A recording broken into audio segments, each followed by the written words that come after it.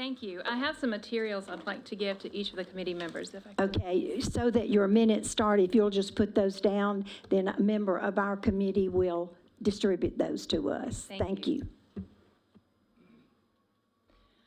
Thank you, Chairwoman Allison and committee members, for the opportunity to speak before you concerning the bills addressing critical race theory in South Carolina public schools. Critical race theory, also known as culturally responsive teaching, is not a book, a lesson, or a project, and we need to stop thinking of it as curriculum. It is a worldview. The indoctrination starts in colleges and universities where ideology is infused into the teaching methods. Therefore, you will find it in every grade level and subject. Teachers also acquire these pedagogies through workshops and training provided by third parties. So instead of learning basic skills like grammar, math, and civics, our students are being indoctrinated through social-emotional programs that are a back doorway of implementing the tenets of critical race theory, equity, inclusion, and gender fluidity. It is a known progressive tactic to change the name of something so it appears appealing, but it is still the same radical agenda. So whether you call it critical race theory, culturally responsive teaching, or social-emotional learning, it is all the same. In quoting an article from the Wall Street Journal, Inside the Woke Indoctrination Machine, schools apply this theory under the guise of diversity, equity, and inclusion programming. But the goal is not to teach about slavery or to encourage courageous conversations about race, but to totally and radically reshape society.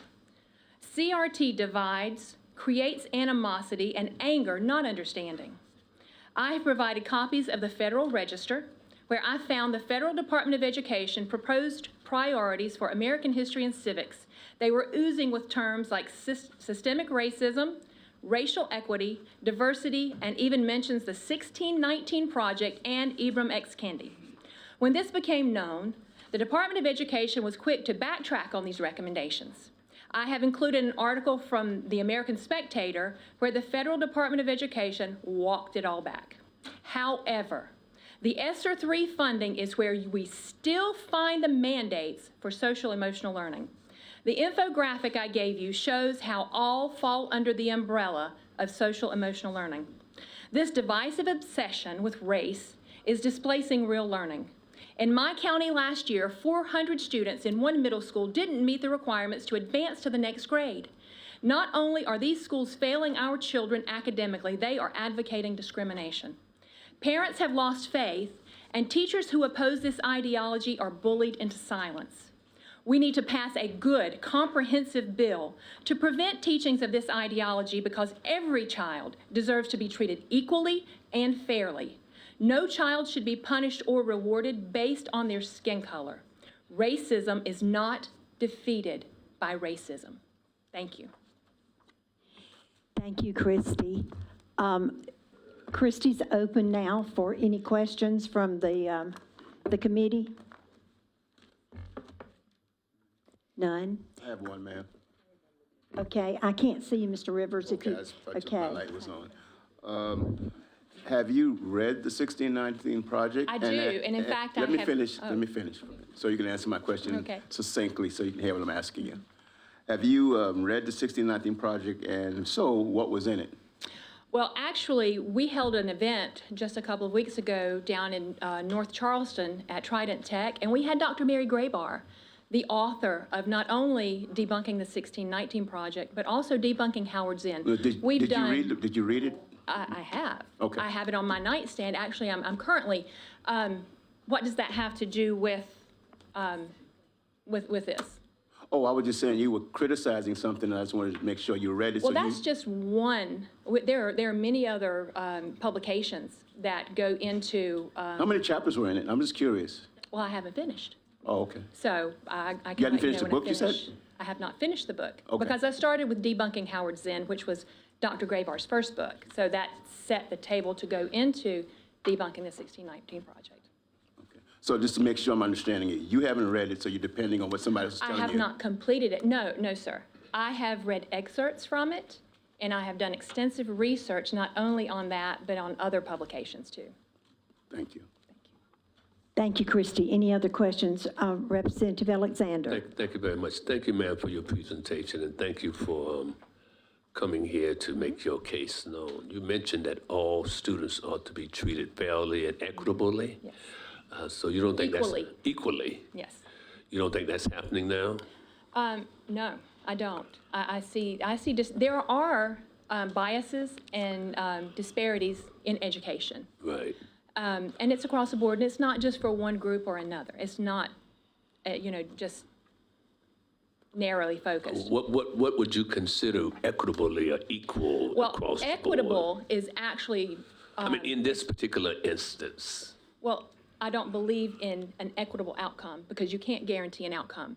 You can give an equality of an opportunity or a starting point, but you can never guarantee the same outcome across the board. So equity is farcical. Equal and equal outcome. You mentioned something about everybody should be equal. But see, you can't guarantee an equal outcome because people have different abilities, people have different drives and goals. Okay, I guess, you keep saying make it equal, make everything equitable and equal, but how can we make A starting point is equality. Starting And what point. the student does beyond that, I've always taught my children that you are going to get out of your education what you put into it. Yeah. And that it's not the teacher's responsibility, it's their responsibility. Very good. And Representative Govan. Yes, thank you very much, Madam Chair. And I'm sorry, ma'am, your name again? Christi Dixon. Ms. I'm the Dixon. Berkeley County Chapter Chair of Moms for Liberty. Okay, all right.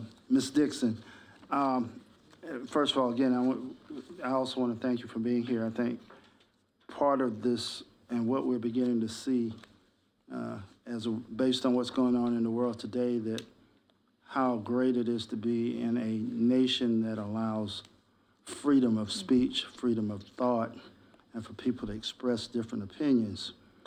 I see that one of the things that you mentioned, you mentioned your concern about systemic racism in terms of that term being used. I don't believe it's systemic. I believe it's isolated. So you believe that? I do not believe the system as a whole is racist. No, sir. And the country as a whole is not racist. Okay, do you- There are pockets of racism, I will acknowledge, How but would it's you not define? systemic. What would you define, or what is your definition of systemic racism? That across the board, the entire system is racist. Okay, and what if I told you that really is not truly what systemic racism is? Would a different definition of that make your thought process about that being a little different? And I'm not trying to attack you or anything. I guess what I'm saying is your definition of systemic racism would not probably be the same as many of the people sitting up on this panel. And so, but does that make systemic racism, in your mind, wrong or something, or wrong or inaccurate if that's not the technical definition of systemic racism? Well, I think if you looked up systemic, there's a definite definition. I mean, people also, you can say perception is reality, but to me, systemic would be the system across the board. I can appreciate that maybe your perception is a little different, but Have you, in terms of, and I take it that you've also, like many of us, have taken history and those kinds of courses and whatnot. Would you agree then that this society has not always treated all individuals equally, that there have been issues in terms of our past, our history, that not only impacts African Americans, but also in terms of Native Americans and other persons coming from different backgrounds, and that these do not have a way of finding themselves in terms of how public policy has been promulgated in this country? I believe there have been biases in the past. I grew up in the 80s and I went to a majority minority school, And we learned not to judge each other on the color of our skin. It was our personalities, our interests, our character. I feel like we've done a 180 since that time, and I think that constantly looking at things through a racial lens, you're going to find what you look for. And I think we need to find common ground and move beyond that. And like I said, racism is not going to eliminate racism. So we've swung from one extreme to the other.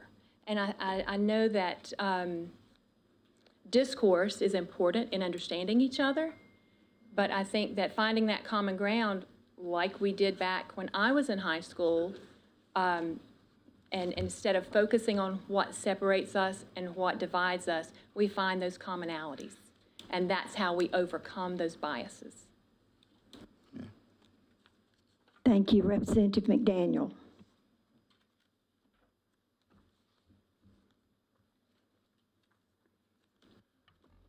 Thank you, Madam Chair.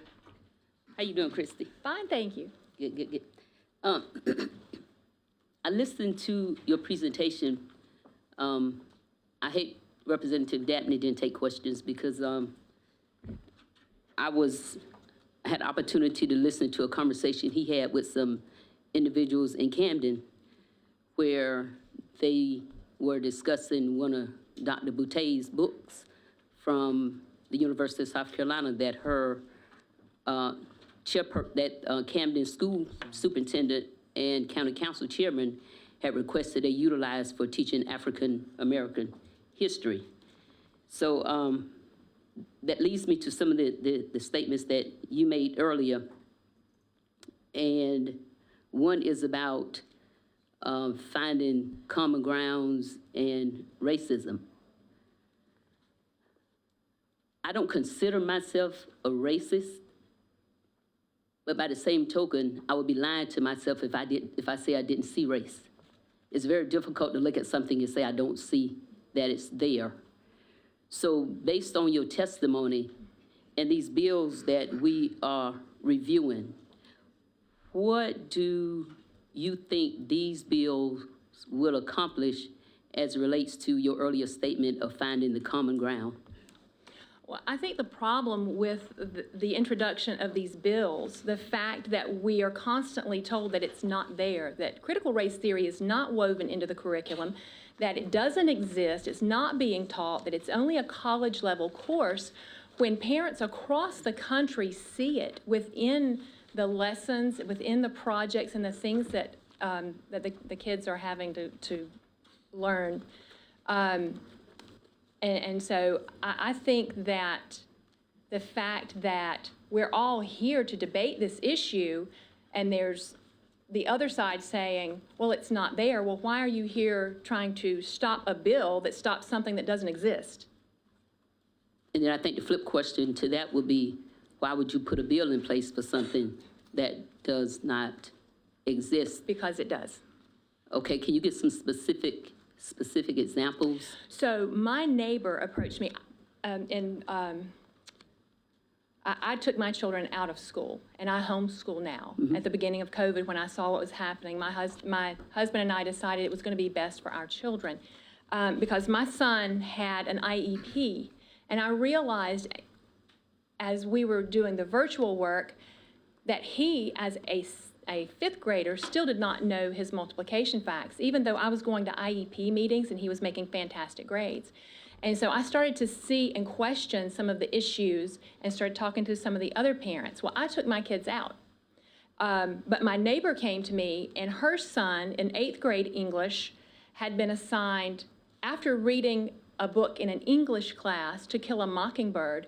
They pivoted to that and assigned, based on this book, a project, Prejudice in America, but it was modern day prejudice in America. It had nothing to do with To Kill a Mockingbird. It didn't have any questions about the literary issues with the book, looking at the times that the book was written in or anything like that. It talked about, it had Black Lives Matter, it had LGBTQ, it had also, I believe it was modern day immigration.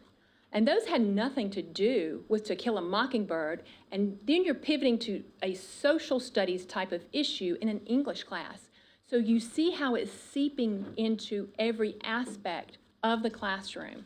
And it's because, Well, in the interest of time, because if we take this long on every individual will be here all night, do you mind mentioning the school district that occurred in? I'd rather not, because I told that parent that I would, respect her privacy. She wanted to share the issue with me, but she did not want her name mentioned. Okay, do you know whether or not she had that conversation with the leadership of that school or Yes, that school district? She did. Do you know what the outcome was? I can't tell you, it was Berkeley County. Okay, do you know what the outcome of the conversation was? The child was given a different topic.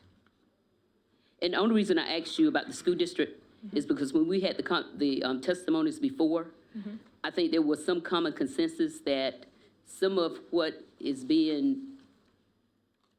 been told is going on in the school district is things that should be handled at that principal level or the superintendent level or the school board level. And if children are being placed in a position where they feel like they have to look at one child as being subservient to another child or inferior or whatever the case may be to another child, that is a situation that should be handled at that school district. I'm still trying to find how these bills, though, would stop that, because usually when you put things in the law, what it does is keep the honest person more honest. And if there's someone who's doing something wrong, that person still will continue to do wrong. So I'm just trying to still figure out how we get to these bills, how these bills help us resolve this situation. And I'm not sure if you was listening at the last meeting when I talked about some of the things I encountered that I still remember from back in the day. And just like you, I went to school during the 80s, graduated during the 80s. And the way I overcame to keep from looking differently at people who I felt was benefiting from the work of my ancestors and the things that they did was by having that conversation, was by being able to communicate about it. So if we ban certain books from the school district that the teachers, the superintendent feels can help fill the void so that we can reach that common ground, then we're doing the whole society an injustice. So thank you for your testimony, and thank you for taking my questions. Well, Thank you. thank you. Did may you I want me to answer? No, no, ma'am. No, okay. Actually, we have 50 people that are here to testify. And as I said in the beginning, we welcome a question from the committee. But beyond that, we are going to be very unfair to people sitting in this audience today if we don't do the question part. If you have a question, please ask the question and then have it answered, and then we go on. Representative Alexander. I have one question for the young lady, if she don't mind, because she keep. Christi, would you Christi, I'm come sorry. forward Christi, again I'm for a sorry. question? Miss Chris, what's your last name? Dixon? Miss Dixon, I thank you for coming again. You keep bringing up the term we kind of shifted from one end of racism to the other end of racism. So you see the CRT theory is a racist component of the school districts? Explain that to me. What makes it racist? Critical race theory, it says that one race oppresses another. Now, but who's saying that? The books. No, the but I'm saying, material- what's racist about it? You keep saying we flipped from one. It says that I have an advantage over you because I have white skin and you don't. Oh, that's what it's saying. That's what That's how you critical race theory interpret boils critical down race theory is. to. It boils down to that. Okay, so what's your issue then? I don't have any type of advantage over you. So what's your issue? It shouldn't be taught. There should be oversight in the materials. The teachers should not be able to bring their biases into the classroom and tell my child what he should and should not think. That's my job. Well, I don't know, maybe the schools are different from when I came in, but teachers gave us information. We kind of critically thought for ourselves, not this is the way you ought to think, this is the way you ought to That's see the way it things. should be. And it's not Yeah. like that anymore. The teaching methods have changed, and the teachers now are, instead of, So teachers are suggesting that. not all, So teachers are suggesting, yeah, some teachers are suggesting that you're more superior than I am. yes. And I'm more superior than you. No, They're not saying that I'm more superior to you. What they're saying, that I'm less than you? Yes, it does, and that's not right. Thank you, Mayor. Thank you.